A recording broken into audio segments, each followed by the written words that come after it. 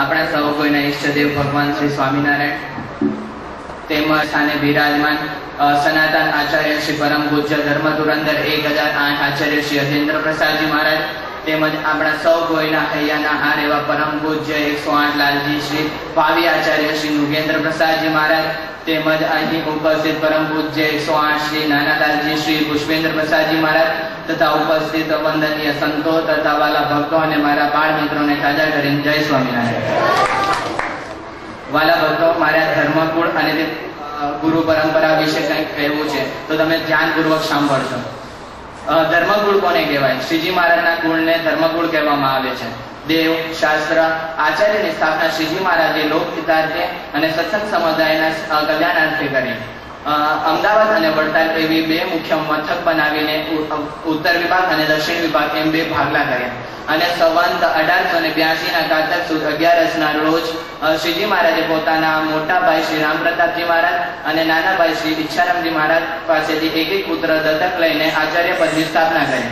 તો અત્યાર સુધી વડતાલ ગાદીના જે આચાર્ય થયા છે તેમની ગુરુ પરંપરા, તેમના કાર્યો અને ગુણો વિશે કહું છું। આદિ આચાર્ય શ્રી રઘુવીરજી મહારાજ તે શ્રીજી મહારાજના નાના ભાઈ ઈચ્છારામજી મહારાજના ચોથા પુત્ર હતા। તેઓ શ્રી લક્ષ્મીનારાયણ દેવ ગાદીના આદિ આચાર્ય હતા। તેમનો જન્મ ઉત્તર પ્રદેશના આમલિયા ગામમાં થયો હતો। તેમને શ્રીજી મહારાજ પ્રત્યે ખૂબ જ નિષ્ઠા અને સાધુ પ્રત્યે ખૂબ જ શ્રદ્ધાભાવ હતો। આવું તેમનું એક ઉદાહરણ લો। ત્યાં એક વખત એક સાધુ માંદા પડ્યા। લગભગ 5 દિવસના ઉપવાસ પછી તેમને તાવ ઉતર્યો તો તેમને રોટલો ખાવાની ઈચ્છા થઈ। ત્યારે રઘુવીરજી મહારાજે મોડી રાત સુધી જાગીને રોટલા બનાવ્યા અને તે સાધુને જમાડ્યા। તો આમ શ્રી રઘુવીરજી મહારાજમાં રામચંદ્રજી જેવા ગુણો તરી આવતા। બીજા આચાર્ય શ્રી ભગવત પ્રસાદજી મહારાજ રઘુવીરજી મહારાજના ભાઈ બદ્રીનાથના પુત્ર તે ભગવત પ્રસાદજી મહારાજ હતા અને તેમને દત્તક લઈને સંવંત 1919 ના રોજ તેમને વડતાલ ગાદી પર આરૂઢ કર્યા। જ્યારે તેઓ ગાદી પર આવ્યા ત્યારે સત્સંગ રૂપી વૃક્ષ ખૂબ જ નવબલિત પામ્યું હતું અને તેઓએ તડકો તાળ સહન કરીને ગામોગામ ફરીને સત્સંગનો ખૂબ જ પ્રચાર કર્યો। તેમણે સત્સંગમાં અનેક સાહિત્યોને ખૂબ જ પ્રકાશન કર્યા અને તેમણે વિદ્વાન સંતો અને બ્રહ્મચારીઓને સાહિત્ય રચવા માટે પ્રોત્સાહન આપ્યું। તેમના સમયમાં સાહિત્યનો ખૂબ જ વધારો થયો હતો। ત્રીજા આચાર્ય શ્રી બિહારીલાલજી મહારાજ ભગવત પ્રસાદજી મહારાજ અપુત્ર હોવાથી ઈચ્છારામજી મહારાજના પ્રપૌત્ર બિહારીલાલજી મહારાજને સંવંત 1935 ના રોજ વડતાલ ગાદી પર આરૂઢ કરવામાં આવ્યા। તેમણે સત્સંગની સંપૂર્ણ લગામ તેમના હાથમાં સોંપવામાં આવી। તેમને ધર્મના સંસ્કાર તો સ્વાભાવિક, તેઓ દયાળુ હતા। તેમના સમયમાં સત્સંગ રૂપી વાટિકા ખૂબ જ વિકાસ પામી હતી। તેમને સત્સંગનો પ્રચાર કરવાની તીવ્રતા મનમાં જાગી હતી। તેથી તેઓ ગામોગામ ફરીને અને રજવાડાઓમાં ફરીને સ્વમાન સાચવીને સત્સંગનો ખૂબ જ પ્રચાર કર્યો હતો। તેમણે વડતાલમાં તારા તલાવડીનું રૂપાંતર ગોમતી તળાવમાં કર્યું અને તળાવમાંની બધી જ મલિન માટી નીકળી ગઈ અને શ્રીજી મહારાજના પ્રસાદી રૂપ દ્રવ્યોનું આરોપણ થયું। તેમજ વડતાલ મંદિરના ચોગાનના દક્ષિણ બાજુએ અક્ષરભુવન નામના મકાનની રચના કરી। ત્યાં બિહારીલાલજી મહારાજે શ્રીજી મહારાજના સમયના પ્રસાદીની વસ્તુઓ એકઠી કરીને ત્યાં વ્યવસ્થિત રીતે ગોઠવી હતી। આમ તેમણે સત્સંગની ખૂબ જ સેવા કરી હતી।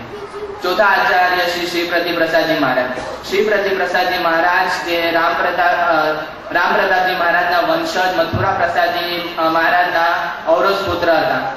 તેમને સંવંત 1965 વૈશાખ સુદ 7ના રોજ વડતાલ ગાદી પર આરૂઢ કરવામાં આવ્યા।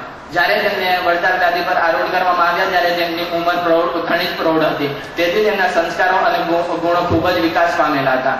તેઓ સ્વભાવે ખૂબ જ નમ્ર, સરળ અને સ્વભાવે શાંત હોવાથી તેમના દર્શન માત્રથી હૃદયમાં શાંતિ થતી હતી। આગળ જતા તેમની તબિયત ના તંદુરસ્ત રહેવાથી તેમના ભાઈ પાંડે કુંજ વિહારી પ્રસાદના પુત્ર આનંદ પ્રસાદજી મહારાજને ગાદી પર બેસાડ્યા। ખંભાતમાં શ્રી હરિકૃષ્ણ મહારાજનો શતવાર્ષિક ઉત્સવ શ્રી પ્રતિપ્રસાદજી મહારાજ અને અમદાવાદ ગાદીના આચાર્ય શ્રી વાસુદેવ પ્રસાદજી મહારાજના સાનિધ્યમાં ખૂબ ધામધૂમથી ઉજવવામાં આવ્યો હતો। આ ઘટના સત્સંગમાં પ્રથમવાર જ બની હતી।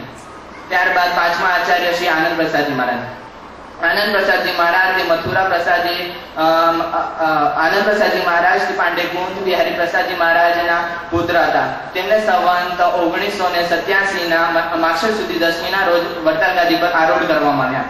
પુખ્ત ઉંમરે ગાદી પર આરૂઢ થયા હોવાથી ધીર, ગાંભીર્ય આદિ ગુણોથી તેમણે અનેક વ્યક્તિઓ પર પ્રભાવનો પ્રકાશ પાથરીને સત્સંગનું નિયમન કરવામાં તેઓ કુશળ નીવડ્યા હતા. તેમણે અનેક સાહિત્યનું પ્રકાશન કર્યું અને તેમણે સત્સંગમાં સાહિત્યની ખોટ આવવા દીધી ન હતી.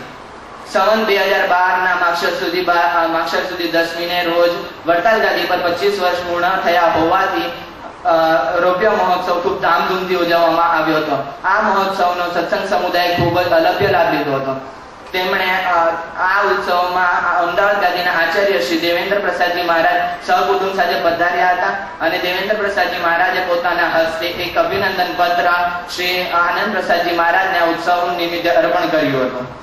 ત્યારબાદ છઠ્ઠા આચાર્ય શ્રી નરેન્દ્ર પ્રસાદજી મહારાજ. શ્રી નરેન્દ્ર પ્રસાદજી મહારાજ આનંદ પ્રસાદજી મહારાજના પુત્ર હતા અને તેમને સંવત 2015 ના ચૈત્રવદી આઠમના રોજ અમદાવાદ ગાદીના આચાર્ય શ્રી દેવેન્દ્ર પ્રસાદજી મહારાજના સાનિધ્યમાં વડતાલ ગાદી પર આરૂઢ કરવામાં આવ્યા હતા. તેઓ સ્વભાવે ખૂબ જ શાંત, નમ્ર અને સાદાઈથી જીવન જીવતા હતા. તેમને સત્સંગમાં, ધાર્મિક કાર્યોમાં ખૂબ જ રસ હતો.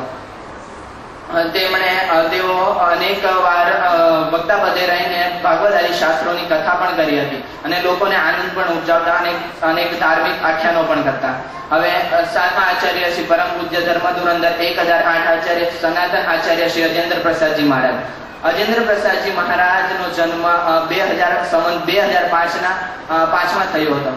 તેઓ શ્રી નરેન્દ્ર પ્રસાદજી મહારાજના વાલસોયા પુત્ર છે. સંવત 2040 ના રોજ તેમને વડતાલ ગાદી પર આરૂઢ કરવામાં આવ્યા હતા. તેઓ શ્રી ખૂબ જ દયાળુ છે. તેઓ જ્યારથી ગાદી પર આવ્યા છે ત્યારથી તેમણે સહન શક્તિ ધરાવી છે અને તેમની ધીરતાની તો શું વાત કરવી. ગમે તેમની માથે આપ ફાટી પડે તેવા દેશકાળ આવ્યા હોવા છતાં પણ તેમણે પોતાની ધીરતાનો ત્યાગ કર્યો નથી. તેઓ આ ઘોર કળીકાળમાં સત્સંગને નવપલિત રાખવા માટે તેમણે એક જ માર્ગ કે શુદ્ધિકરણ માટે કમર કસી છે અને સંતો અને હરિભક્તોને સાચો સિદ્ધાંત શું છે તે સમજાવવા માટે શ્રીજી મહારાજે તેમને આપણી માટે જ મોકલેલા છે અને શુદ્ધિકરણ તો થઈને જ રહેશે. એક વખત વડતાલમાં સભા મંડપમાં સભા બેસી હતી ત્યારે અજેન્દ્ર પ્રસાદજી મહારાજે શ્રી હરિકૃષ્ણ મહારાજના શિખરને આંગળી ચીંધીને કહ્યું હતું કે મારી માથે ગમે તેટલું પણ કષ્ટ આવી પડે પણ હું મારા સિદ્ધાંતને તોડીને કોઈ પણ કાર્ય કરીશ નહીં. અને જો તેમણે હાથ કર્યું હોત તો આજે તેમની વિમાનમાં ફેરવત, પણ તેમણે પોતાનો સિદ્ધાંતનો ત્યાગ ક્યારેય કર્યો નથી અને કરશે પણ નહીં. અને વિશેષ તો આપણા ભાવિ આચાર્ય શ્રી પરમ પૂજ્ય 108 શ્રી નુગેન્દ્ર પ્રસાદજી મહારાજ, જેમનો જન્મ સંવત 2030 ના ફાગણ વદી 5મ એટલે કે રંગપંચમીના શુભ દિને થયો છે. તેઓ ભાવિ આચાર્ય શ્રી નુગેન્દ્ર પ્રસાદજી મહારાજની વૈદિક સિદ્ધિ અને તેમની પ્રતિભા અપરંપાર છે. તેઓ શ્રી અજેન્દ્ર પ્રસાદજી મહારાજના વાલસોયા એવા જ્યેષ્ઠ સત્પુત્ર છે.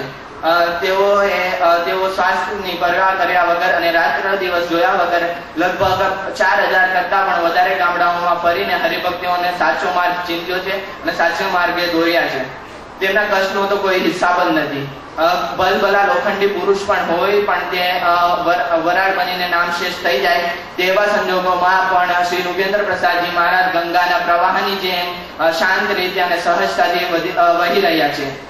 તેઓ શ્રી ઉત્સાહથી, પ્રફુલ્લતાથી, મોત અને આનંદમાં કાર્યરત છે. તે સાથે જ આપણી નજર સમક્ષ તરી આવે છે. જેમ સમુદ્ર હોય અને તેની ખારાશને બાદ કરીએ તો ખરા અર્થમાં તે રત્નાકર છે, તેવી જ રીતે નુગેન્દ્ર પ્રસાદજી મહારાજમાંથી તેમનો મનુષ્ય ભાવ કાઢવામાં આવે તો તે ખરા અર્થમાં મુક્ત પુરુષ જ છે.